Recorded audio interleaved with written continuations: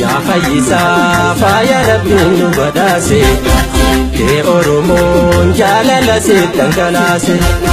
Ya Fayyisa goota riikaati dachaati dhiira dhukaa siit Oromoo kallachaati. Ya Fayyikoo haa bultu.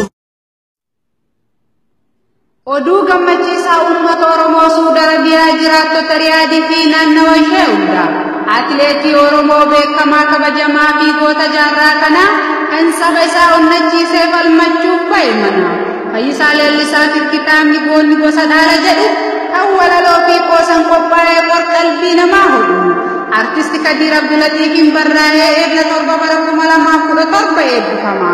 Xiqqaa fi guddaan baadiyyaaf magaalaa irratti argama.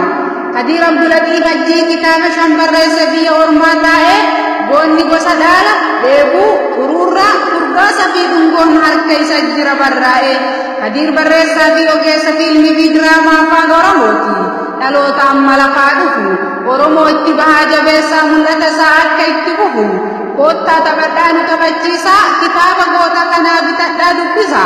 Walaloo tapha qoosa baacoo fi kolfaan bashaa kitaaba goonni gosa dhaalaa dubbisaa dharraa ba'a. Ifannaa tokko malee danda'ee rakkoo diidaa humna ofii qabuun Fayyisaaf dhaabe siidaa.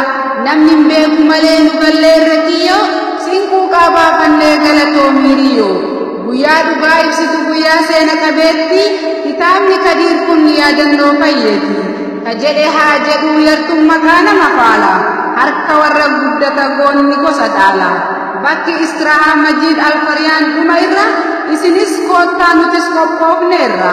Odeeffannoo dabalataatiif lakkoofsa bilbilaa Duwwaa 5 Duwwaa 58 49 525 Duwwaa 5 Duwwaa 32 Duwwaa 6 22 Duwwaa 5 Duwwaa 27 21 64 heloo jedha.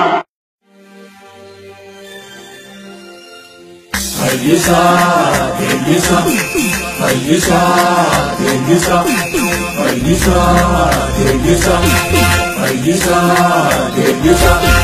Ya Fayyisa faaya rabbiin badhaase kee Oromoon jaalala seetan kalaase.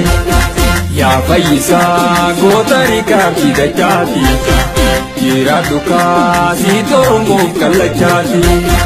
Ya Fayyikoo haa bultu baatti si deesse maal jette gaafiin jifannoo san dhageesse.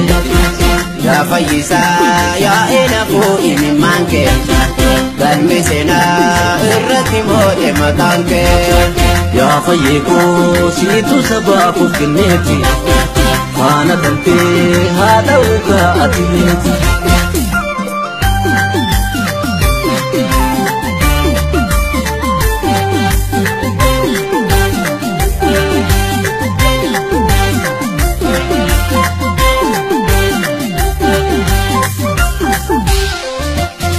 Fayyisa Leellisa ormi sinkaana'ee Oromoo boonsitee addunyaan haasa'ee. Fayyisa Leellisa ormi sinkaana'ee Oromoo boonsitee addunyaan haasa'ee. Fayyisa Leellisa lubbuun ilmaan sabaa Fayyisa Leellisa mana lagaan baasee. Fayyisa Leellisa dhiigni obboleewwan kee Fayyisa Leellisa karaa kan kee raasee.